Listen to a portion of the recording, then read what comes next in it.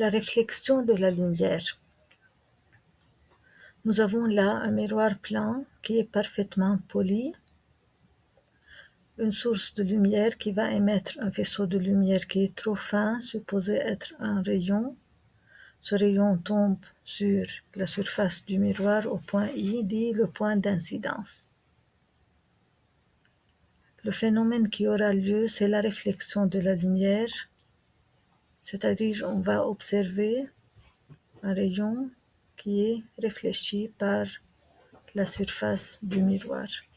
Pour étudier le phénomène, nous allons tracer la normale au point d'incidence, la perpendiculaire au plan du miroir au point I.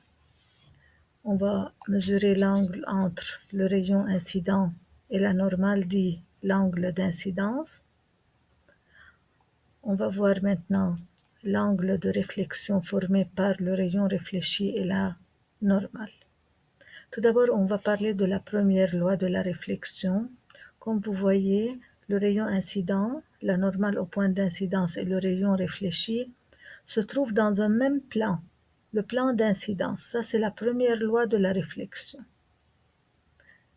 Maintenant, nous allons tirer la deuxième loi de la réflexion. Nous allons voir quelle est la valeur de l'angle de réflexion R dans ce cas. Je vais changer maintenant la position de S, je vais déplacer la source.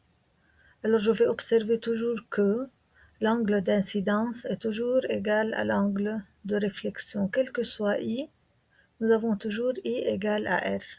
Quel que soit I est égal à R. Je vais prendre un cas particulier lorsque I est égal à 0, c'est-à-dire que le rayon incident tombe perpendiculairement au miroir plein. Alors il se réfléchit sur lui-même, car R est égal à 0. Les deux rayons incidents et réfléchis coïncident dans ce cas. Bon, qu'est-ce qu'elle dit donc la deuxième loi de la réflexion? Elle nous dit que l'angle d'incidence formé par le rayon incident et la normale est égal à l'angle de réflexion formé par le rayon réfléchi et la normale. Ce sont les lois de la réflexion.